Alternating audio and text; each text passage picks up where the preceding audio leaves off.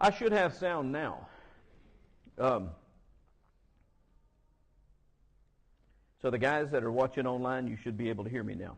We are talking about verses 1 through 6 or 7 or so. So yes, in verse 4, there is this idea of the envy of the neighbor that drives people to succeed, and we see that all around us. Not just on the individual level, by the way. We say that in the national. This is a great time, a very great time to read this, because what's going on right now in China? The Olympics. And countries all over the world are spending billions of dollars to send athletes to do what? To represent each country and to compete and hopefully to do what? To win. And so, whichever country has the most athletes that win the most medals, clearly that's the best country, right? It's the way we think. That's the way we work. We're spending a lot of time and money. In fact, we've spent 4 years gearing up for this. And we're going to get as much mileage out of it on the backside as we can if we win. Now, if we don't win, it doesn't mean anything.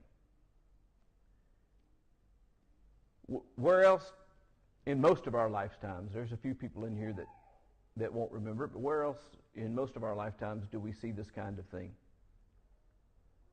Going back in history just a little bit, we had the Cold War, which was an effort of two, like to call themselves superpowers of the world, competing to do what?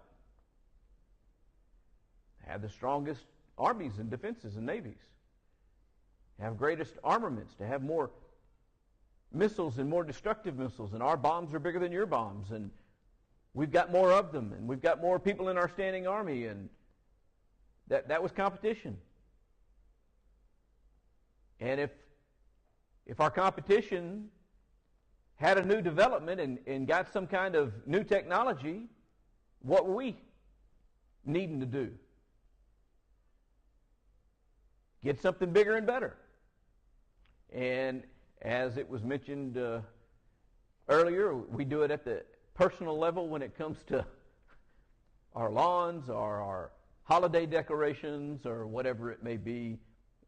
If you have 10,000 lights next year, I'm going to have 10,001. One of the movies, Chevy Chase movies, did a play on that. He had so many lights on his house that it drew in airplanes or something. I don't remember what the stick was, but I mean, we do that kind of stuff all the time. And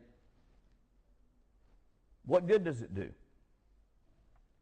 Does it change anything? Are there still oppressors in the world? Are there still those who are oppressed? Does me envying my neighbor and toiling to outperform them help the oppressed or stop the oppression? Better than both, he says, is he who has not yet been and not seen the evil. He said that the dead are more fortunate than the living. That's the first thing that he says. Why are the dead more fortunate than the living?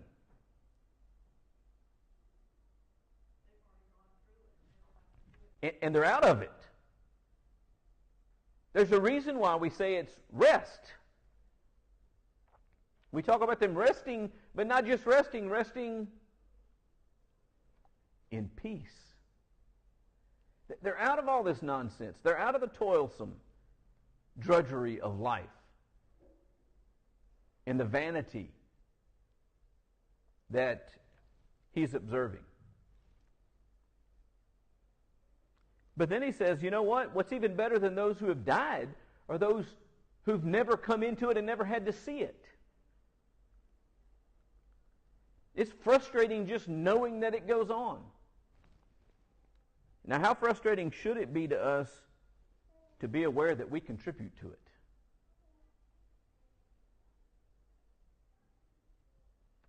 And we really should understand that. We contribute to this. We participate in it. You and I, even though we ought to know better.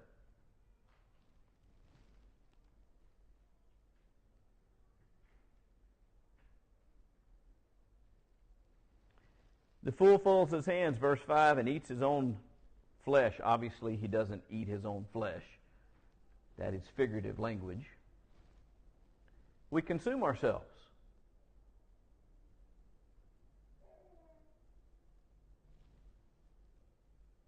Better is a handful of quietness than 2 hands full of toil in striving after wind. Again, I saw vanity under the sun. The vanity of the oppressiveness of life. Don't get caught up in the first couple of verses in the idea that there are oppressors and those that are oppressed, as much as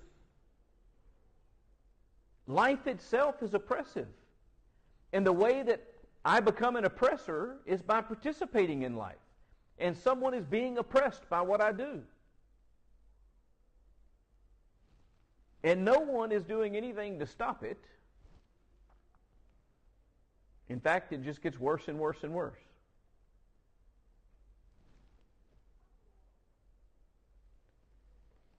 One person who has no other, either son or brother, yet there is no end to all his toil, and his eyes are never satisfied with riches, so that he never asks, for whom am I toiling and depriving myself of pleasure?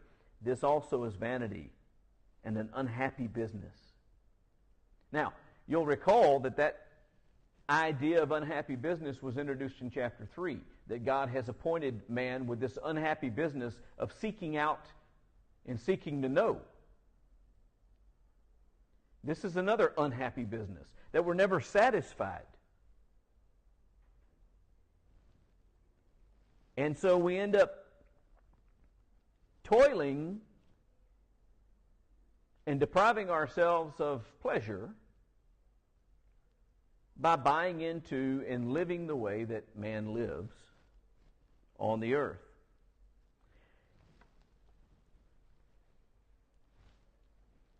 Notice verse 8. Now, the lead-in is verse 7. Again, I saw vanity under the sun. What are you talking about? Verse 8. One person who has no other. What is that talking about? One person who has no other. Okay. That's an example. What did God say at the very beginning when He created mankind? It's not good for man to be alone. We're not designed to be solitary creatures. Aloneness is not good.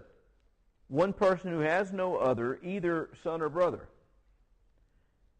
Now, here's the question, and I'm going to cheat a little bit.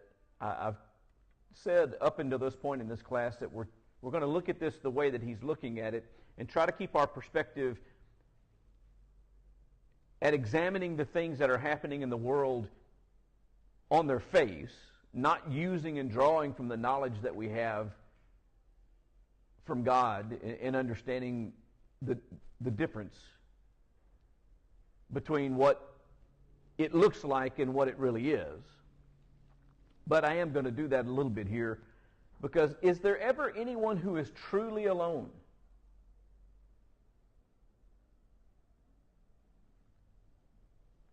He doesn't have to be, at least. I think there are some people who are, but they don't have to be, because Jesus said, you'll recall in Matthew 28:20, I am with you always. We don't ever have to be in the place that he's describing here. One person who has no other, either son or brother. That language led me to start looking. I pulled out our hymn book, and the hymn book didn't have the hymn. So I had to go to an old hymn book that had it. Those of you that are at least 30 or 40 years old probably know this hymn. Are you weary? Are you heavy-hearted? Tell it to Jesus. Tell it to Jesus. Are you grieving over joys departed? Tell it to Jesus alone. Do the tears flow down your cheeks unbidden? Tell it to Jesus. Tell it to Jesus. Have you sins that to man's eyes are hidden? Tell it to Jesus alone. Do you fear the gathering clouds of sorrow? Tell it to Jesus. Tell it to Jesus. Are you anxious? What will be tomorrow? Tell it to Jesus alone. Now the chorus. This is why I thought of this song. Tell it to Jesus, tell it to Jesus. He is a friend that's well known. You have no other such a friend or brother. Tell it to Jesus alone. That line right there, you have no other such a friend or brother. Extremely similar to this language here. I saw it was vanity that one person who has no other either son or brother. Yet there's no end to all his toil. What he's saying is it's vain for man to try to live apart from God, alone. You hear people brag, I pulled myself up from my own bootstraps. Listen, no one does that.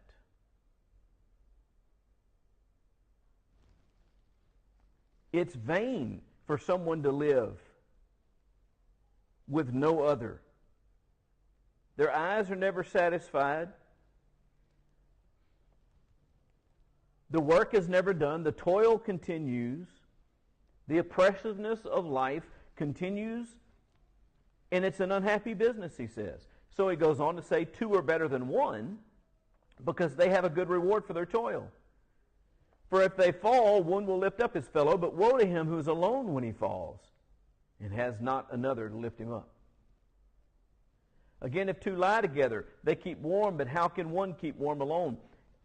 And though a man might prevail against one who is alone, two will withstand him. A threefold cord is not quickly broken. So the secret to life isn't navigating and getting through life on your own, in your own way,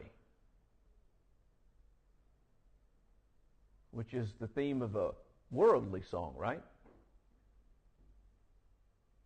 I did it my way.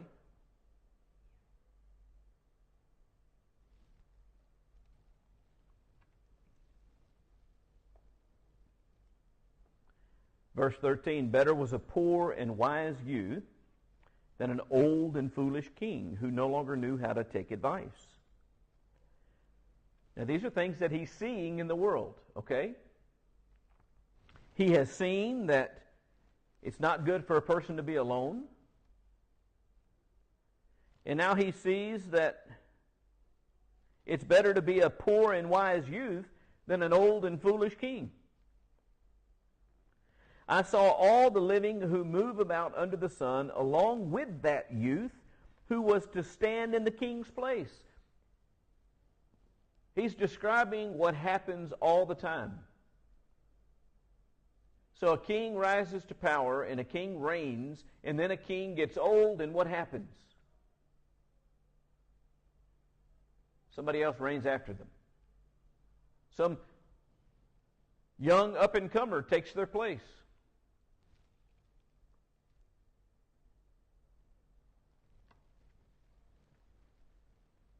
That youth who was to stand in the king's place, there was no end of all the people, all of whom he led. Yet those who come later will not rejoice in him. Surely this also is vanity and striving after the wind. And so here it is. You got this great king, and he grows old, and then he's replaced by a young king, and he becomes great, and he's got a great nation, and he's got all these people who follow him, and then he gets old, and he dies, and nobody remembers him either. And there's some other young person that stood up. The next generation. That's what you see when you examine. At least if you're a young and wise individual, even if you're poor, if you're young and wise, you have the opportunity one day to be in the place of the king. But if you're a foolish king who doesn't learn, The only thing you have to do is what? Go down. That's all that's left for you. Your years are behind you. You ever heard anybody express that? My best years are behind me. I'm past my prime. Might I suggest to you that according to the Scriptures, no one has ever passed their prime?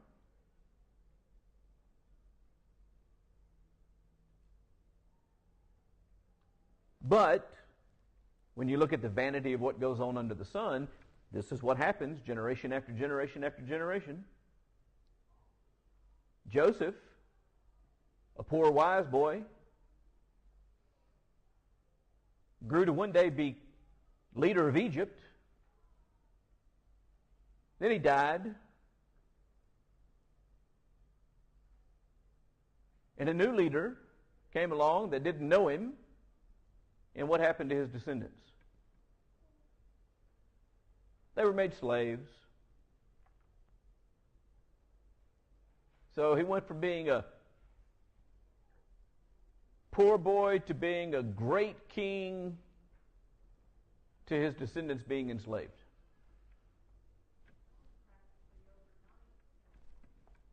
Then they spent 400 years there, and then they were delivered. And what did they do almost immediately? Want to revert back to the things that they were crying against to be delivered. There's nothing new under the sun. This stuff just keeps happening over and over, generation after generation after generation. And the only reason something appears new is because we've forgotten about it.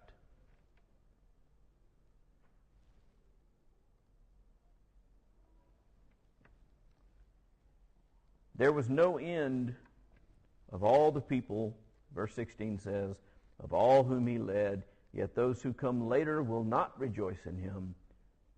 Surely this also is vanity and striving after the wind. So that's not the purpose of life either, is it? To rise in station and to rise in power and to rise in wealth and to rise in influence. That's not the purpose in life. Even when you get it all, it's fleeting.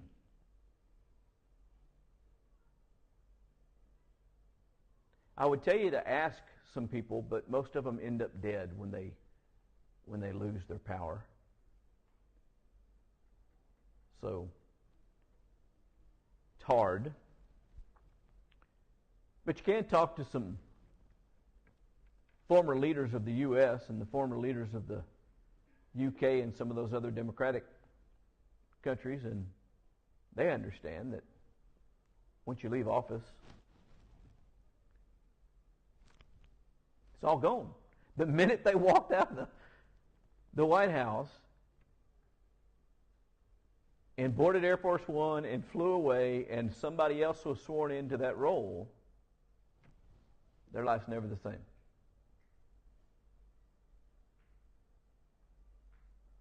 They don't get to just say, hey, you know what, I want to talk to the American people, and all of the networks go, let's turn the cameras on them, because they don't have the influence that they once had, the power that they once had.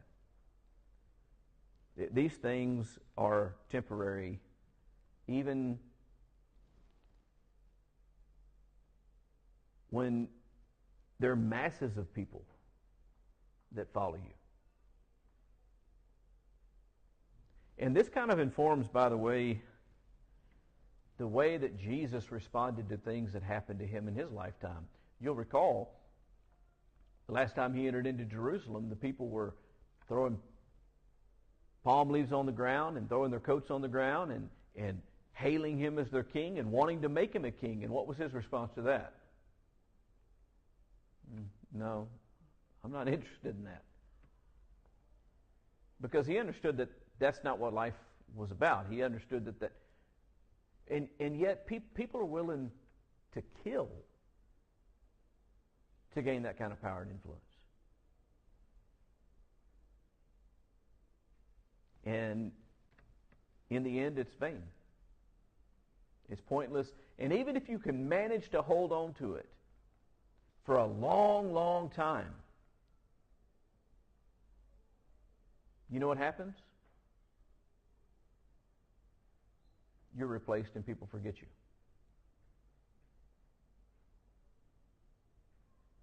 So that's not what needs to be number one. And again, we got to keep in mind what the writer is doing here is trying to answer the question, I should seek first this in life. And he's going through and he's analyzing these things and he's looking around and he's seeing all the different things that are out there and going, yeah, that's not it, and that's not it, and that's kind of vain, and that ends up in a dead end. And yes, ma'am.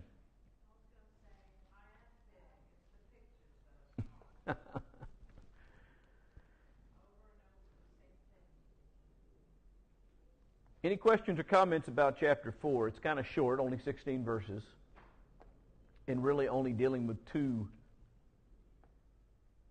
interrelated ideas. So we're going to go ahead and dig into chapter 5 a little bit tonight as well. Guard your steps when you go to the house of God. To draw near to listen is better than to offer the sacrifice of fools, for they do not know that they're doing evil.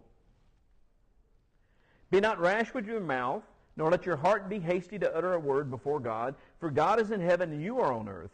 Therefore let your words be few. For a dream comes with much business, and a fool's voice with many words.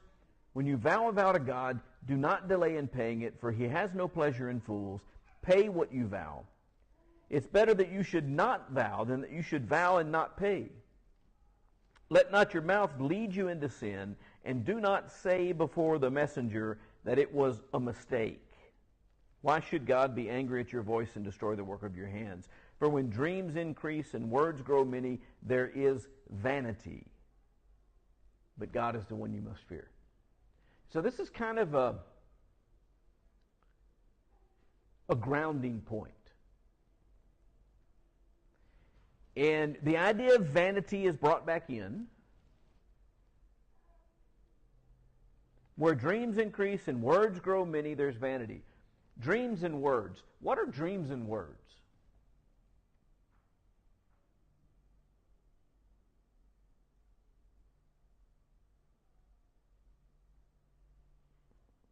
What is a dream? Not asking a neurological or psychological level definition of a dream, but what is a dream? Okay. It's your aspirations. It's what you would love to accomplish. It's your will expressed.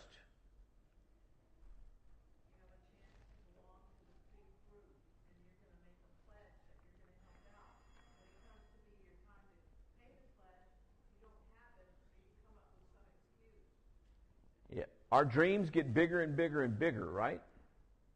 Not smaller and smaller. We don't dream like we dream for more and more. And our communication, our speech, our words.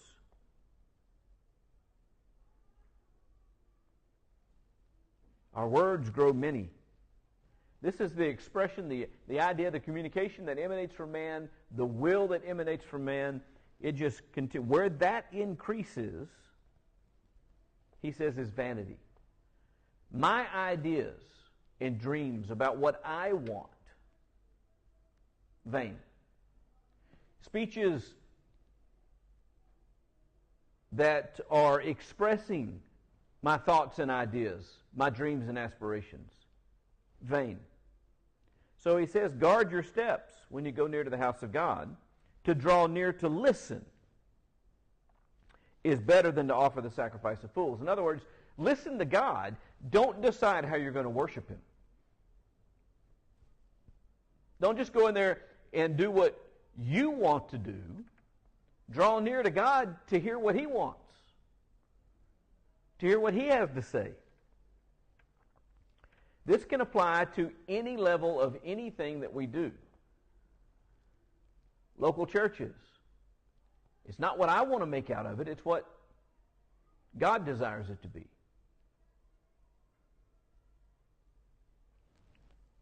The role or work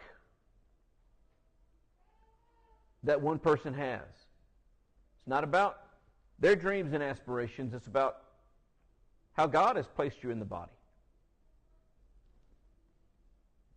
Don't be rash with your mouth. Don't write checks that you can't pay. In other words, don't make promises that you can't keep. Sometimes our eyes are bigger than our stomach. We are convinced that we can accomplish more than what we can. And he says, don't make a bunch of promises to God, then not be able to do it. It's better to not promise than to promise and then not do it. And that's, again, in a context dealing with the fact that the more we input ourselves, the more vanity is present, and the fact that we need to fear God and listen to God is the contrast. So, in the greater scheme of this discussion, he's kind of bringing things back down to a foundation level, he's asking the question, okay, what's important in life? What should we seek? What is the duty of man? And he's gone through and he said, well, this is vain, and I've tried that, and that's vain, and I look at that, and that's vain, and maybe I should be listening to God.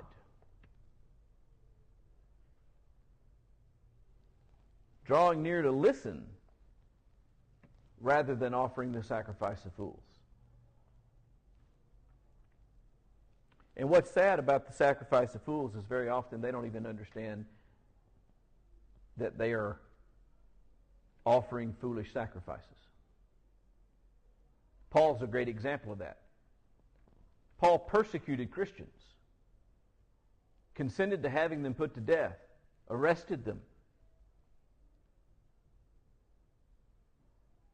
gave his consent and agreement to stoning them to death. All with a perfectly clear conscience, because he was convinced that he was doing something that pleased God.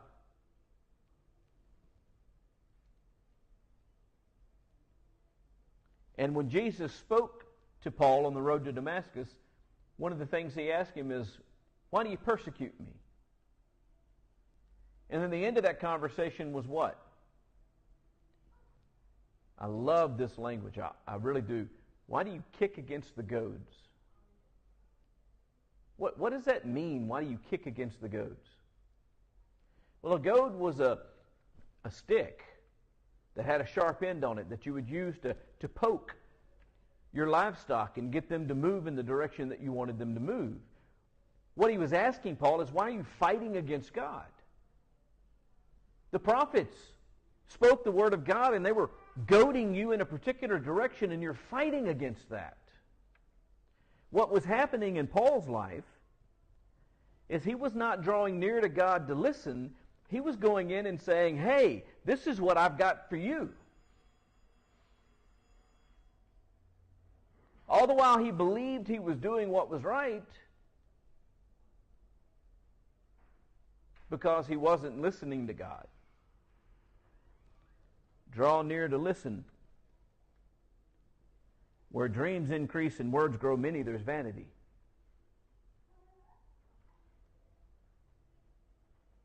I didn't do it. So we need to give some thought and consideration to that as well. This applies in so many different ways to so many different things when it comes to mankind and his standing before God. God is the one you must fear. What does that mean? God is the one you must fear.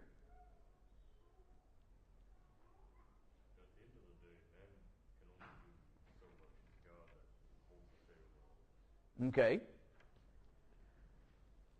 So we'll boil that down to God's in control. And the efforts of man are vain. He's been observing that pretty much through the 4 chapters that we've already covered. So are we supposed to shake and tremble before God?